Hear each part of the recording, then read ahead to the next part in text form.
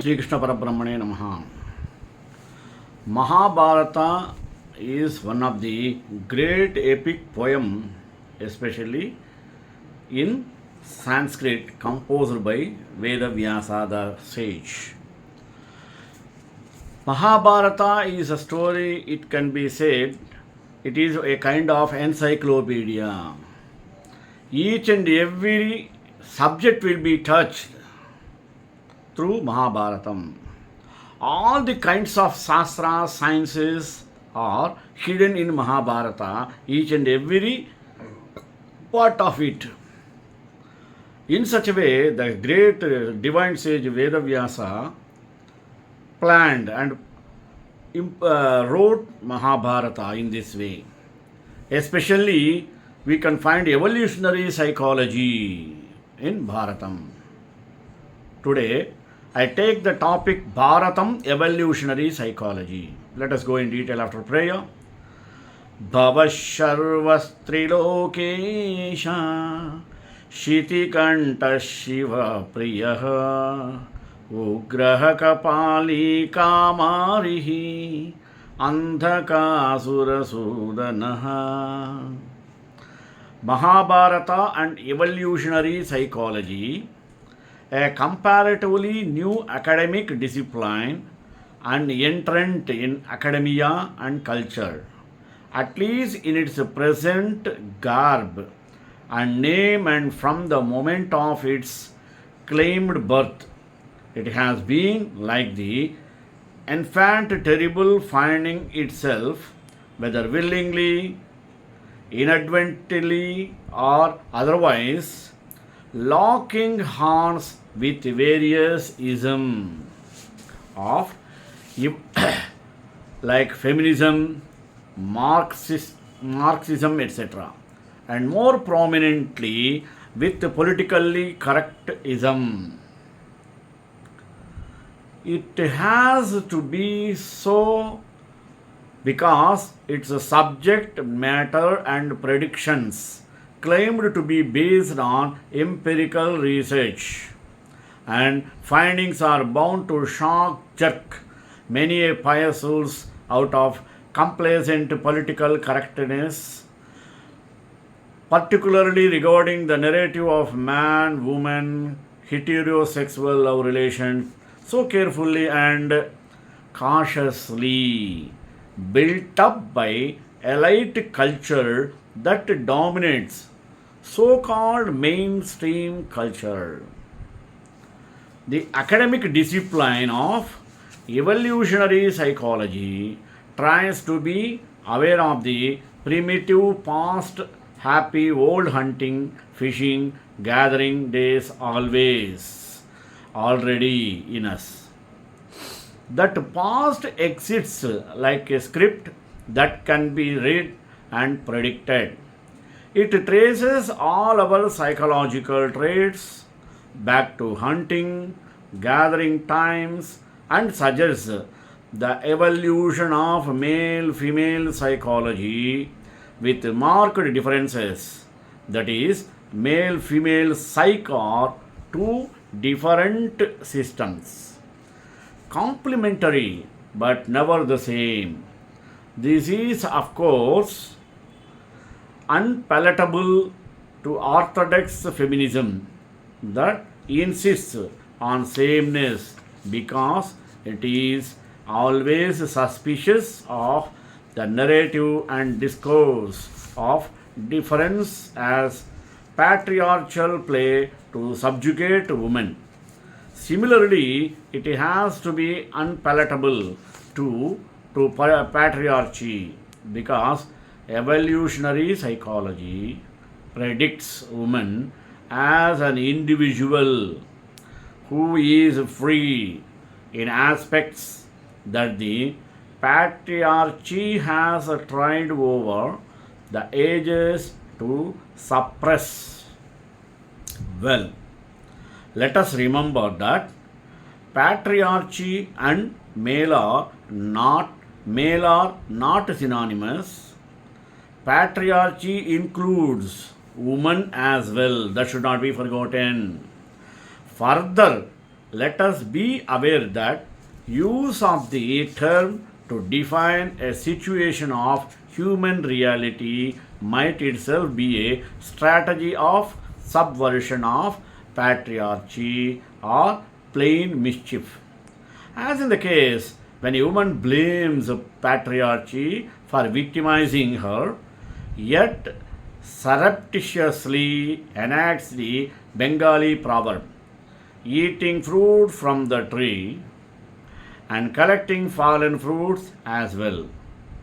Or, as in the case when a man criticizes patriarchy for a glossy social image that exploits and subjugates women in his household, etc. Studying evolutionary psychology, we cannot but feel it has several serious shortcomings, at least until now. First, it has not learnt yet to take account of spiritual psychology, that superior urge in human to transcend evolutionary psychology. Dharma or spirituality is not the same as religion in the sense Marx and Freud used it, or in the sense Richard Darwin has used it in his The God Delusion. Secondly, and this has been felt by some famous proponents of evolutionary psychology too, that the empirical data on which the research and finding is based cannot be absolutely reliable, because what the informants say or reveal is too much conscious, that is, they not provide information of the true reality of their life. Thirdly, the terminology that evolutionary psychology uses is too much based on primate and primitive life. For example, use of words like mating to denote love. This is bound to create serious communication problem. I suggest the whole of evolutionary psychology, that is, whatever it stands for, its findings, etc., are already in the corpus of art and culture, expressed more vividly and even more humanity, while some subculture expresses evolutionary psychology very raw, inhumanly, primitively, and too often animalistically. Folk culture has expressed evolutionary psychology somewhat more directly with humanness, as in the case of Radha Krishna narratives in Bengali folk culture called Cure, and elite culture seems to present the same with much hiding, glossiness, and artificiality. As in the case of associating romanticism with all that is beautiful, while rejecting much of the reality as object. However, height art alone has presented evolutionary psychology in all its complex dimensions, taking life with all its expressions and manifestations as normal, natural, and spontaneous to existential reality of human existence.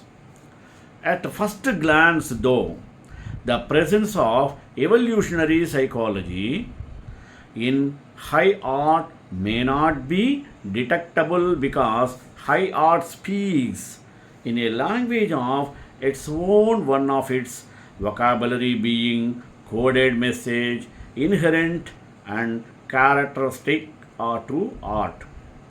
It is because of this coding that high art cannot be understood always or communicated, and no doubt this is one reason why evolutionary psychology has not yet learned to take account of high art as the ultimate source of empirical data. Before proceeding further, let us end this part saying that henceforth we can use the term evolutionary psychology in the sense of evolutionary psychology plus spiritual psychology to distinguish it from evolutionary psychology and also to take account of spirituality. That is the human urge to go beyond evolutionary psychology.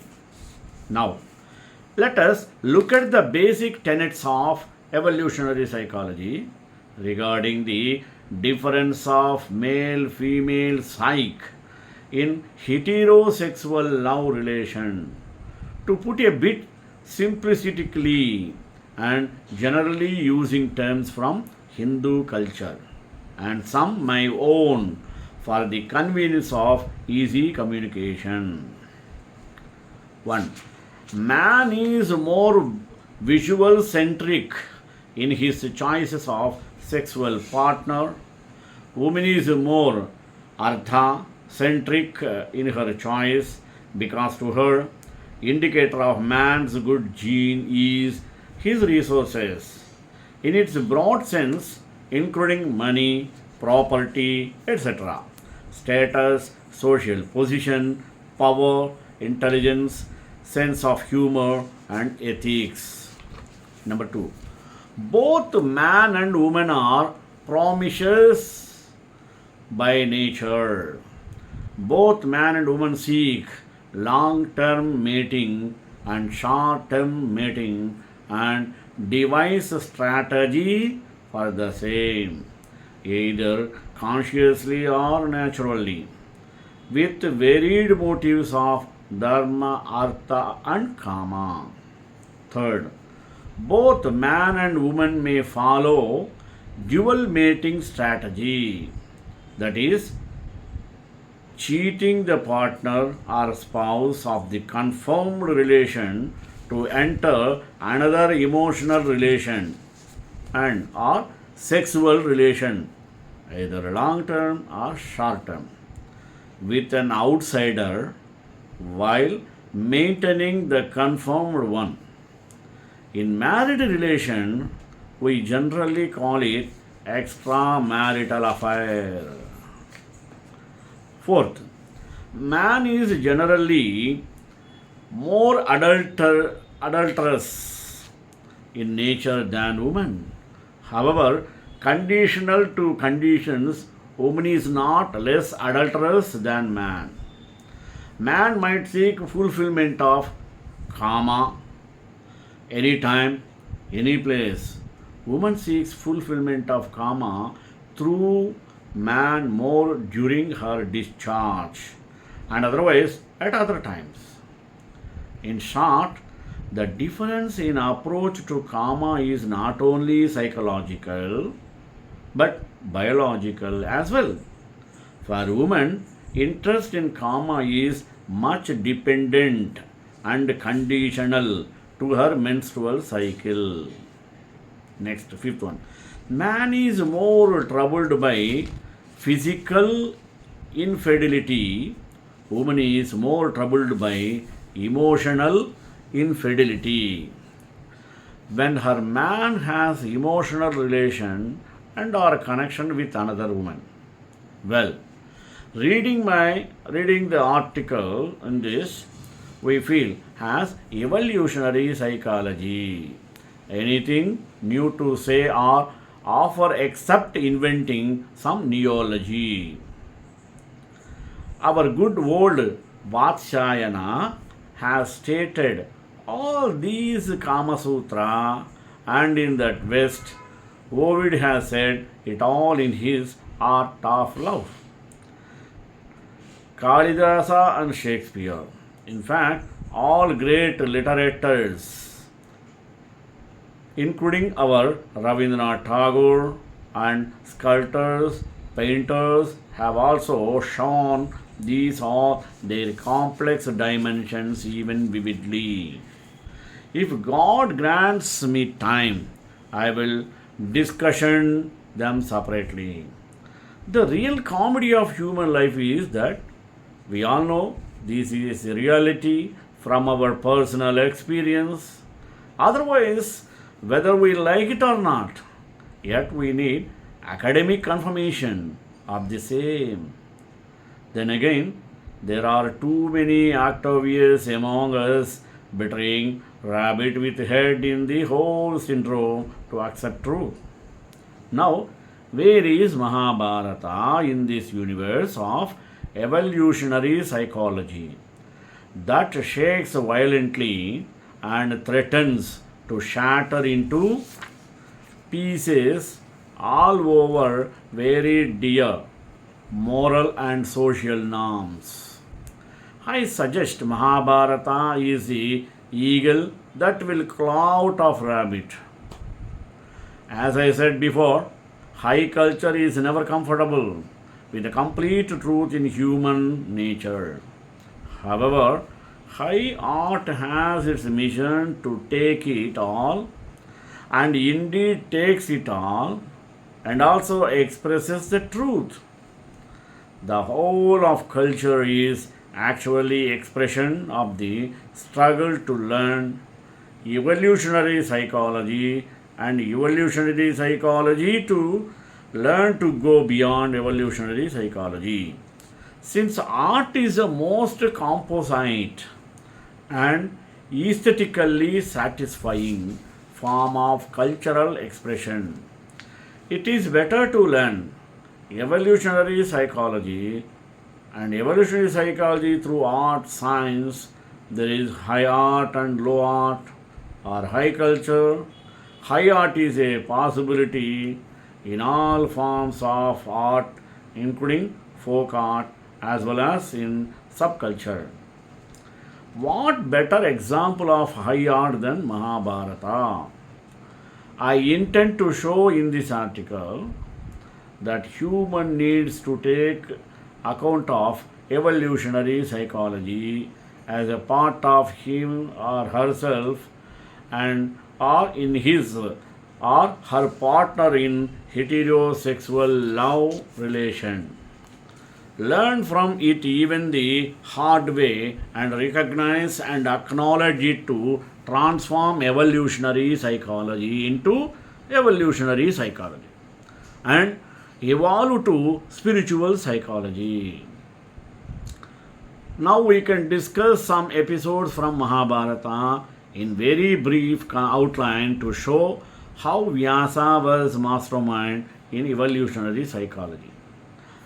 And evolutionary psychology and his wisdom can reach incredible subtle levels before which our modern evolutionary psychology is still in its nappy days, and Freudians are still in their happy days in the womb. One thing must be kept in mind. Each episode operates in different time and place. The characters are different from each episode, must be understood strictly in context. It is only what is common and universal in all these episodes and elsewhere that must constitute evolutionary psychology and evolutionary psychology.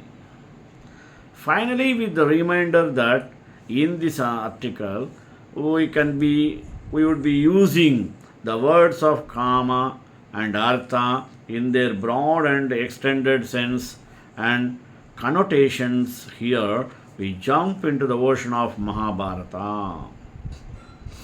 Indra, Ahalya, and Gautama. Everybody knows this narration, through though with some variations. Indra seduces Ahalya in Gautama's absence.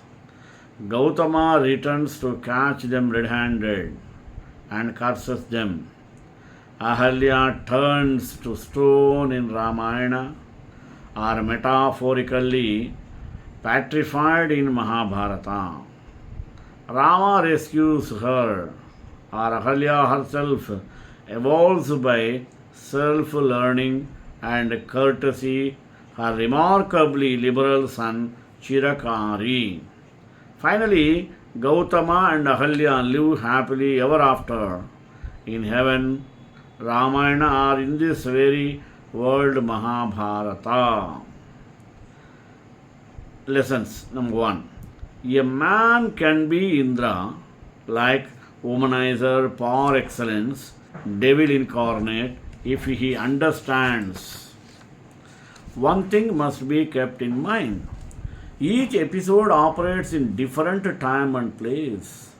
The characters are different from each episode, must be understood strictly in context. It is only what is common and universal in all these episodes and elsewhere that must constitute evolutionary psychology and evolutionary psychology. Finally, with the reminder that in this article we can use the words karma and artha in their broad and extended sense and connotations. Here we jump into the version of Mahabharata.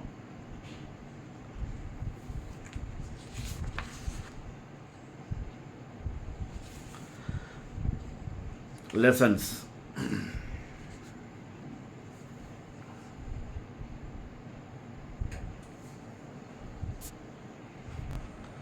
In this case, Indra knows when and how to approach women. In Mahabharata, Indra makes a direct approach to Ahalya, wants her sexually, but maintaining calm, never in hurry, never too eager for sex. 2. For women, curiosity in a man is akin to sexual interest. A woman can engage in short-term mating like Ahalya if he has sexual dissatisfaction in conjugal life, according to the Mahabharata version of Indra, Ahalya, Gautama, Chirakari narrative. 4. When such a short-term mating strategy stems from necessities to realize her essence through karma, artha is no more to a factor. 5th, a man may learn the hard way, like Gautama, what being husband actually means.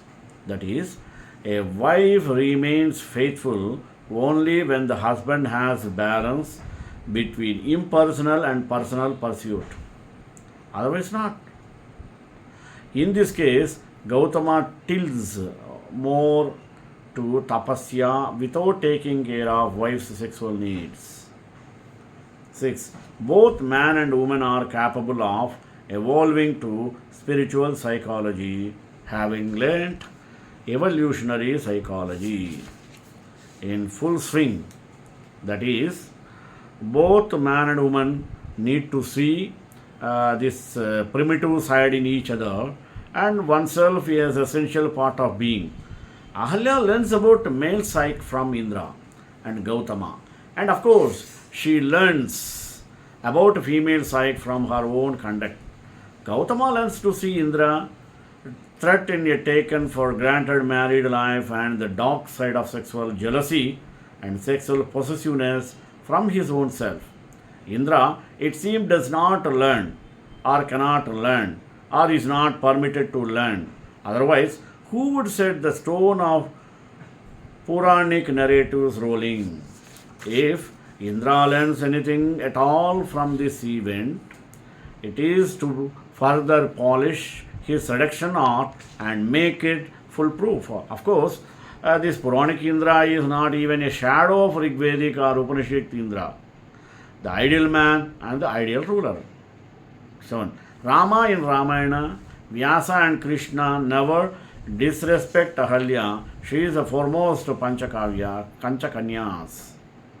Though cuckolded, Gautama is thus not archetype of cuckolded husband, but a revered sage. This shows ancient India's positive approach to evolutionary psychology and considering it an essential stepping stone to spiritual psychology. 8. Exceptional husband, exceptional wife. This episode certainly does not teach that a modern man should desist from fulfilling divorce suit when his wife commits adultery, or that a modern woman should not file a divorce suit if her husband cannot satisfy her sexually. 9. If marriage as an institution has to survive, either it should accept evolutionary psychology and transcend it with the common goal towards spirituality, or it should suppress evolutionary nature by social self. There is no third option, because any third option is compromise, and compromise is a sure ticket to living in hell. Just as the second option might turn out to be hell, not in the afterlife netherworld, this world. 10. In every man are Indra and Gautama, in every woman is Ahalya. Veda's wife, Uttanka narrative. Guru Veda leaves home for officiating sacrifice, appointing Shishya Uttanka in charge of household. Guru Veda's wife is in her seasons. She sends female emissaries to Uttanka, inviting him to bed with two justifications. Uttanka being technically Pati of household, he can take charge of Guru's wife in full charge. Her Rutukala cannot go futile, according to customs and Shastra. Uttanka declines the offer and is later praised and blessed by Guru Veda. When returning home, he learns what has happened. Veda is happy to see Uttanka's restraint and sense of morality, but he does not say a single word against his wife or nourishes any ill feelings or anger towards her. Later, when Uttanka wants to give Guru Dakshina, he tells Uttanka to do something for his wife. Lessons. Woman seeks short-term mating during discharging someone other than husband, yet safe and secure. According to the evolutionary psychology, this is a period when woman is most vulnerable to sexual advances by other men. Indra must have been keeping track of Ahalya. Next, when her mind is set on such an affair, she can justify her act to herself in the name of legality and morality. In this case, she interprets Pati as in charge of her body too, though Veda certainly did not appoint Uttanka as a Pati in the extended senses. Veda has learnt and gone beyond evolutionary psychology, so he is not shocked and surprised at his wife's act.